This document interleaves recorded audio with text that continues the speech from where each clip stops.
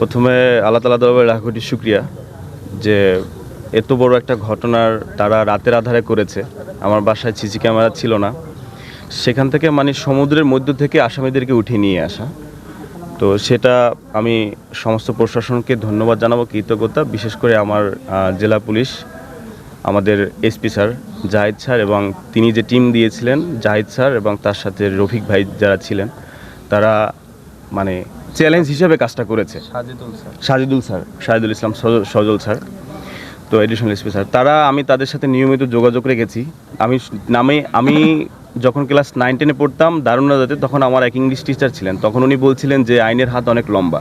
এইটা আসলে আমি বাস্তবতায় এসে দেখেছি যে ছাড়া এই আমাদের এডিশনাল এসপি স্যার সজল স্যার, তার নেতৃত্বে যেভাবে কাজ হচ্ছে, আগাচ্ছে, এটা আমি আসলে না দেখলে বিশ্বাস করতাম না। তো তাদের প্রতি আমি কৃতজ্ঞতা।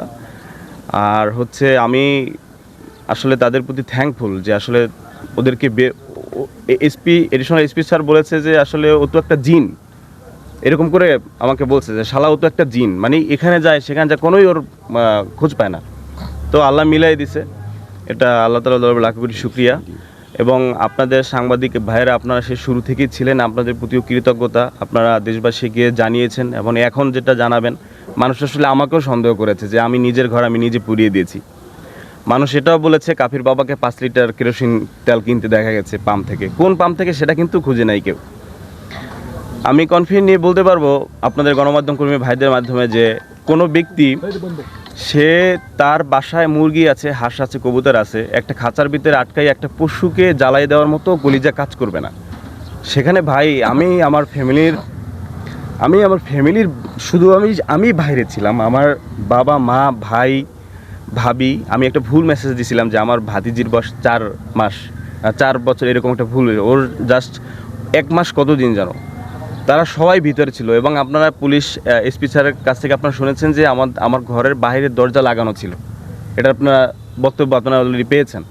আমার ফুল ফ্যামিলিকে মারার প্ল্যান ছিল এবং যারা ছিল তারা জয় বাংলা ক্যাম্পেইন করত, ছাত্রলীগের লোক, এবং তাদের ভাষ্যমতে আপনারা হয়তো স্যারের মুখ থেকে শুনেছেন, তারা বলেছে কাফি ধানমন্ডি 32 পোড়াইছে, যার জন্য তার ঘরবাড়ি পুড়িয়ে দেওয়া হয়েছে। তো আমি আপনাদের সাহায্য চাই, দেশের প্রশাসনের প্রতি, আইন শৃঙ্খলা রক্ষাকারী বাহিনীর প্রতি আমি শ্রদ্ধাশীল। আমি সর্বোচ্চ শাস্তি চাই। আমার পশু হত্যা, মানুষ হত্যা তাদের প্ল্যান ছিল, এভাবে একটা পুরো বাড়ি বাইরে থেকে লাগাইয়া পুড়াই দেওয়া। আমি এই সরকারের কাছে, এই সরকার যদি না থাকে, সামনে যে সরকার আসবে, আমি দেশের প্রতি, আইন শৃঙ্খলা রক্ষাকারী বাহিনীর প্রতি শ্রদ্ধাশীল। আমি সর্বোচ্চ শাস্তি চাই। আজকে এই যে কাফিকে আপনারা দেখতেছেন, আজকে আমি এতিম থাকতাম ভাই। আমার নিরাপত্তার জন্য আমি দেশের আইন শৃঙ্খলা রক্ষাকারী বাহিনীর প্রতি আমাদের আবেদন থাকবে, দোষীদেরকে যাতে সর্বোচ্চ শাস্তি দেওয়া হয়। এবং এটা তো দিনের মতো পরিষ্কার, আপনারা দেখেছেন আমি জুলাই আগস্ট আন্দোলন বরিশাল বিশ্ববিদ্যালয়ের সামনে থেকে, ফ্রন্টে থেকে আন্দোলন করেছি। সর্বশেষ আমি ধানমন্ডি 32-এ ছিলাম। আসামিরা কিন্তু বলেছে যে কাফি ধানমন্ডি জ্বালাইছে, যার জন্য জ্বালিয়ে দেওয়া হয়েছে। ফেসবুক এবং ইউটিউবে কন্টেন্ট ক্রিয়েটর নুরুজ্জামান কাফির বাসায় আগুনে পোড়ানো সংক্রান্ত চাঞ্চল্যের ঘটনা আমাদের জেলায় রুজু হয়। এর প্রেক্ষিতে এই সংক্রান্তে আমাদের 2 জন আসামি আমরা গ্রেপ্তার করি, শাহাদত হাওলাদার এবং মাহফুজ মোল্লা। এই সংক্রান্তে আপনাদের এই রহস্য উদ্ঘাটন সংক্রান্তে আপনাদেরকে আমরা আজকে প্রেস ব্রিফিংয়ের মাধ্যমে জানাচ্ছি। আপনারা জানেন গত 5ই ফেব্রুয়ারি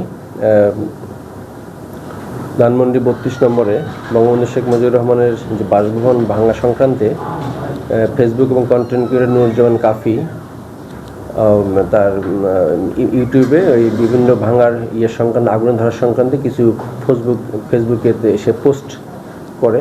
এসব দেখে এই সংক্রান্তে যে শাহাদত হাওলাদার এবং মাহফুজ মোল্লা তারা ক্ষিপ্ত হয়ে যায়, তখন তারা প্রতিশোধ নেওয়ার জন্য একটা প্ল্যান করে।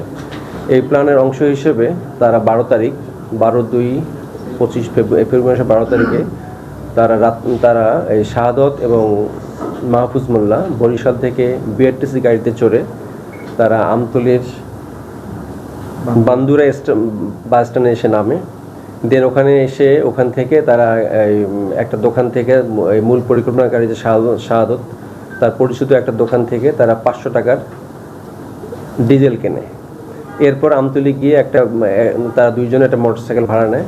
এই মোটরসাইকেলটা ভাড়া নিয়ে, এই মোটরসাইকেল নিয়ে তারা কাফির বসত বাড়িতে যায়। কাফির বসত বাড়ি হলো নুরুজ্জামান কাফির বসত বাড়ি হলো কলাপাড়ার রজপাড়া এলাকায়। ওখানে যাওয়ার পর তারা যখন রাত্রেবেলা মোটরসাইকেলটা পাশে রেখে বাসায় যায়, বাসায় গিয়ে তারা ওই যে তেল নেয়, এই তেলটা বাসার চতুর্দিকে বিভিন্ন ঘরের মধ্যে তারা এই স্প্রে এভাবে ঢেলে দেয়। এরপরে একজন একটা ন্যাকড়া দিয়ে ওয়ালে মুছে মুছে দেয়, যে কনফার্ম করে যে তেলটা সব চতুর্দিকে পড়ে গেছে। এরপর মাহফুজ মোল্লার কাছে একটা ম্যাচ ছিল, এটা দিয়ে তারা আগুন লাগায় দেয়। আগুন লাগানোর পর যখন আগুন লাগার আগে কিছুক্ষণ আগে ওদের একটা গেট ছিল, ওই গেটটা দড়ি দিয়ে তারা লাগাই দেয় যাতে হঠাৎ করে কেউ ওইদিকে বের হয়ে না আসতে পারে। তারপর তারা ওখানে নিশ্চিত হয় যখন আগুন একদম অনেক আগুন ধরে যায়, সমস্ত ঘরে আগুন লেগে পুড়ে যায়, তখন তারা দুইজন আস্তে আস্তে হেঁটে এসে তারা বাসা থেকে কয়েকশো মিটার দূরে মোটরসাইকেল রেখে যায় রাস্তার পাশে। লোকজন আসতেছে, তো মোটরসাইকেল নিয়ে তারা সামনে চলে আসে। এসে ওই সময় তারা ফোন দেয় যে যার কাছ থেকে মোটরসাইকেল ভাড়া নেয় তাকে বলে যে মোটরসাইকেল তোরা ওখানে রেখে গেলাম। এরপর ওখান থেকে বের হয়ে এসে তারা এই একটা বাসে উঠে ভোরবেলা বরিশাল চলে আসে। বেসিক্যালি এই ঘটনা ঘটার পরে আমাদের কলাপাড়া থানায় মামলা রুজু হয়। মামলার প্রেক্ষিতে আমরা উদ্বোধন কর্তৃপক্ষ সহ আমাদের ইন্সপেক্টর জেনারেল স্যার সবাই এই বিষয়ে আমাদেরকে নির্দেশনা প্রদান করেন। আমি আমাদের এই এডিশন সদর সার্কেল মোহাম্মদ শাহিদুল ইসলাম এবং আমার ডিবির টিমকে এই বিষয়ে এনগেজ করি। তারা বিভিন্ন বিষয়ে সিসি ক্যামেরা এবং তথ্যপ্রযুক্তির বিভিন্ন ব্যবহার, বিভিন্ন জায়গায় গিয়ে তথ্য সংগ্রহ, এবং তাদেরকে পদব্রজে অনেক কাজ করতে হয়েছে এবং অনেক পরিশ্রম করতে হয়েছে এটা নিয়ে। ফাইনালি যে তার বাসায় যে আগুন দেওয়ার বিষয়টা আমরা উদ্ঘাটন করতে পেরেছি। এখন আসামিরা আমাদের হাতে আছে, গ্রেপ্তার আছে, আইনগত সম্পাদন করবো। পাশাপাশি আমরা এখন এটার মোটিভ অর্থ যোগান দিতে অন্য কোনো কেউ আছে কিনা এটা আমরা তদন্ত করে দেখব। আপনাদের সবাইকে ধন্যবাদ।